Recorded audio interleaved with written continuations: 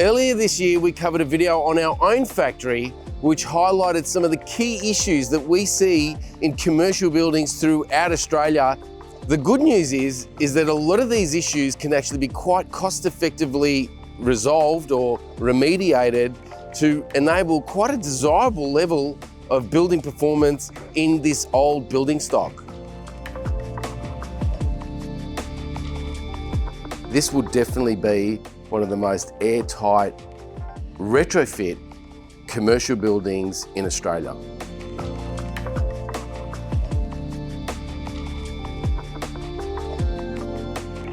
So now we wanted to remediate a level of airtightness and insulation consistency in this building without going too crazy with a budget. We already have an existing air conditioning system with quite a few air conditioners sitting on top of this roof, but the key area of air leakage in this commercial building is the roof. So all of the walls in this setting are relatively airtight, being precast concrete, and then the roof is where everything comes crashing down. So let's go up and have a quick look at that and just run through the process that we went through to get the roof as airtight as possible for this retrofit. Now, this is for a temperate climate. The remediation works that we did on this commercial building will not be satisfactory for some climates in Australia. So as I covered before, we've got concrete precast panels around the whole perimeter. We've got an airtight concrete slab. So now our biggest weakness on this particular factory is around the perimeter of this roof. Now we've ripped off all of the flashing and we're going to focus on getting a level of airtightness from the roofing with a highly flexible hybrid cork directly to the precast concrete panels. So we're just using a backing rod, which will also give us a little bit of a thermal break from the roof directly to the concrete precast panels. We're going to be pushing those in and then hybrid cork along this whole detail directly underneath the flashing. This will give us a great level of air tightness and be able to handle the shrinking and movement of this roof system.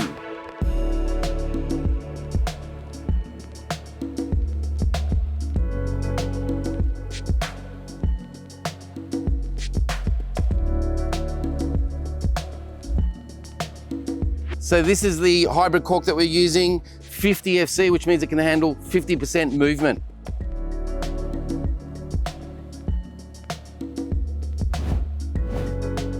So now we also had laser light decked out throughout these two factories, including the office area. The office area has got a ceiling tile system with insulation. These skylights serve no purpose. We don't get any of the benefits of the light, and it just heats up that cavity inside this roof cavity with the false ceiling tile. So they're also a safety risk. We want to deck out a solar system throughout this as well. So they've been removed here. It wasn't easy, but we got it done, and it's a lot cheaper than retrofitting skylights as well. But they're a massive area of water leaks, continual water leaks, because it was degrading over time, just doesn't last the same amount of time as your conventional roofing products.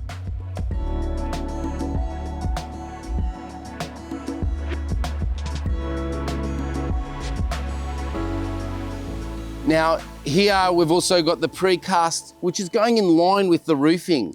So it's a much nicer detail to seal. Again, we'll be putting in a little bit of a thermal break here if we can fit it. And this is just going to be polyurethane sealed and then a flashing to go over it. But all the sealing works is not being done on the flashing. It's being done directly from the roof, which can handle some expansion with the hybrid cork Duraflex, and then directly to the concrete precast.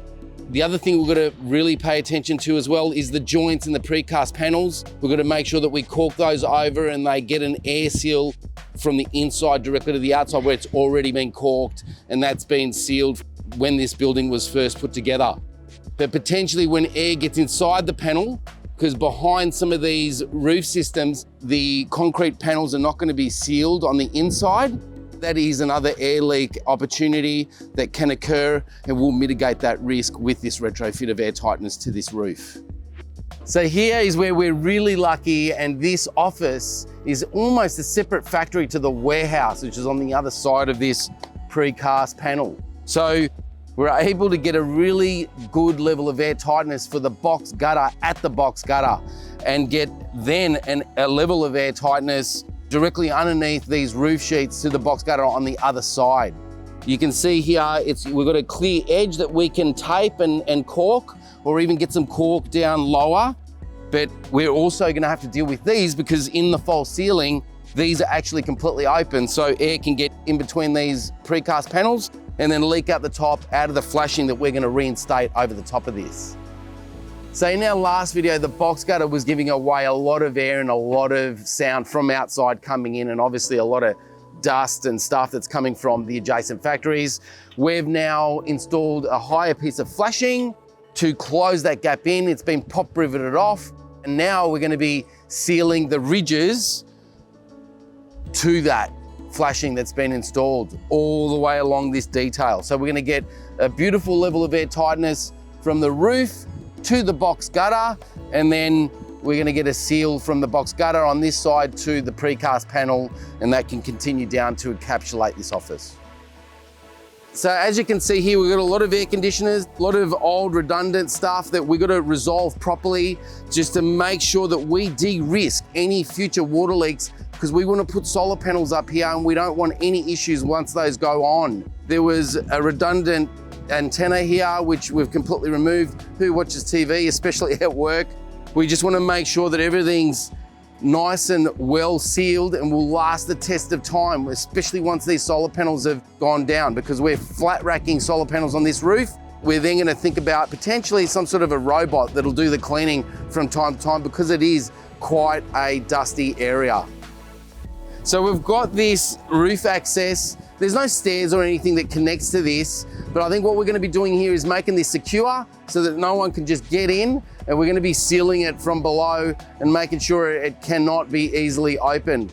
This is a clear area where we get a lot of rattling. I think we spoke about that in our earlier video about this factory, and so we'll secure it and just make it airtight. Okay, so we're in the kitchen now. The previous occupant in this commercial office operated their business with an open stack pipe. So clearly there would have been smells emitting from the stack pipe throughout this bottom floor, maybe the top floor, for its entire life, which is pretty sick to think about. We see open stack pipe issues in commercial and residential businesses everywhere. And obviously air tightness is going to be a bad idea with open stack pipes, but we wanted to get this one fixed, stat deck, especially if we're going to be working out of it. So have a look at this. This is how we remediated it. We basically just ran the stack pipe straight into the grill for our exhaust system in our kitchen. There's a damper on this exhaust, but this stink pipe now is facing directly to the outside, and none of the emissions from it are going to be going into the office space. So this has been resolved. One of the first things that we did before we started tightening up the building envelope here, because this is a massive no-no. And if anyone does have smells of stack pipe in their commercial or residential properties, we do a lot of work in diagnosing and finding these sorts of issues in buildings. Get in contact with us and we can provide you with some services to try and understand where these types of smells are coming from. We've done so many jobs about this sort of stuff. So the kitchen is on the ground floor. We can't insulate the actual office space. We've got a timber veneer finish, which can't be easily removed. So we're leaving that as is, but where we've got a cavity in between the ground floor and the first floor, between the false ceiling and the floor above, we've meticulously cut a polyester batt to fit within the nooks and crannies so that we get a level of insulation against the precast concrete around the entire perimeter on the ground floor. So the existing exhaust system for the kitchen, which is very nicely mechanically dampened and it does get a really good air seal, was not ducted to the outside. When this was in operation with the previous tenant, this exhaust system running would have just been pressurizing the false ceiling and a cavity behind this area here, which is abutted to the bathroom toilet. So all it was really doing was exhausting moisture or whatever was happening in the kitchen into the subfloor. Wasn't really exhausted to the outside. So that's been resolved. We've ducted that directly to the outside and combined it with the stink pipe so that we can better ventilate the kitchen space directly to the outside. So with retrofitting airtightness, the next port of call is also ventilation. We've put in the HRV into this factory and we've put our exhaust point into the kitchen. So this exhaust system, which was pre-existing, isn't really used anymore because we're 24-hour exhausting the kitchen. The supply is in the office areas, in the top floor and the bottom floor. This is where all the exhausting happens in this factory. Now let's cover the exhaust strategy in the bathroom. For the ventilation strategy of the toilet, we're not going via the ERV. We're just exhausting directly out of the bowl using the Milu toilet by Expella. This particular toilet system, which we've covered a video on directly, it exhausts via the bowl itself. So where the water comes out to flush the toilet, it exhausts directly into the sewer system. So we've wired that up to the light, which activates on a PIR. So whenever someone comes in here and the light comes on, the bowls also exhaust. So very efficient exhausting system. It's also got a backdraft damper, so no air can come from the sewer into the office area, which we definitely don't want, but we are pushing air directly into the sewer system directly from the bowl. Very effective ventilation, and you don't get much better than this sort of ventilation, especially in high use toilets in an office environment.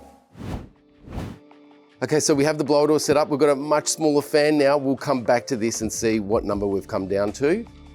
For now, let's go upstairs.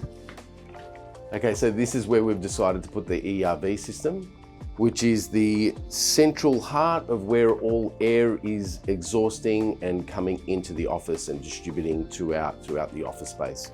It's very convenient for us to just manage and maintain this unit for the occupants of the office space. So with the air tightness works that we went through earlier around the entire perimeter of this roof system to the precast panels, we've noticed a massive difference with comfort and sound from outside getting in, as well as obviously indoor air quality, because now we've got the ERV and we've got no more infiltration of dusty air from outside getting into this roof cavity and then potentially filtering through that. So a drastic difference to the overall performance and feel within the second floor of this office space. Now, to achieve that, what we've had to do was, just like what we did downstairs, cut a solid polyester batt, exactly the sizes in between whaler plates and the precast concrete facade behind the false ceiling, and we've installed those around the entire perimeter, including to the warehouse. So we've got a good level of insulation from outside getting into this roof cavity. What we then did was crisscrossed insulation R4 batts on the ceiling. So this ceiling area now is almost inaccessible. It's completely jam-packed with 2 R4 batts crisscross installed within the ceiling. So we're complemented with a really thick layer of insulation on the false ceiling and a level of air tightness on the roofing system that we have here. The side walls, we had to re-caulk these joins on either side to stop air infiltration from the warehouse into the office space. In the scheme of things, it wasn't much, but it was something that we wanted to do to get the best possible level of air tightness in this office space. So we have a couple of 3D printers here. In our first video, we found an open witch's hat going through the roof, which is obviously there as an afterthought of ventilation that they probably would have used for the toilet, but because the toilet was going out of the wall, they just didn't connect it and they just left the opening there. We've reutilized that to exhaust our 3D printers. We actually designed and 3D printed this manifold to connect the 3D printers to the outside. The air that comes from these things is not healthy to be breathing. Efficiency Matrix also has a building performance products range under the branding of Tighthouse. So for all your building wraps, air tightness building wraps, vapor permeable, vapor retarding wraps, as well as building performance tape products, Tighthouse.com.au. We've also got a door vent product, which we've actually designed ourselves and we manufacture here in Australia. It's an acoustic performing door vent, as well as all the other ventilation products that we've got for roofing and wall cavities. Also on tighthouse.com.au, and we'll put a link in this video, we have the Tighthouse detailing set, which you can get for free from tighthouse.com.au under documentation. These are the products that are featured in those detailed set. There's a tight plate, which gives you a level of air tightness on your tight plate from the slab to the bottom plate. And then we've got the tight bridge, which is UV stabilized and can be used to be installed prior to roofing going in, so that you can transition the air tightness from the outside over the top plate and get a level of air tightness with a vapor retarding wrap like Smart Vap on your ceilings to allow a services cavity for a HRV or ERV system to be installed in your home. Both these products are made in Australia as well, so we can help Australian manufacturing. So this is the exhaust point for the ERV system that we've got installed in the office, which I covered just on the stairs here. And this is the supply air point. So we're getting air from outside and we're exhausting into the factory via that outlet there. Originally, we did our testing on this office area with a commercial grade fan. They move a lot more air than your normal residential size fan. We're doing the testing now with a passive house apartment testing fan, which moves considerably less air. So the difference of air tightness in this factory is on a completely different level. We are getting 50 pascals with this fan now. So let's just run it up and see where we landed, and then I'll talk about the results, especially to the original testing.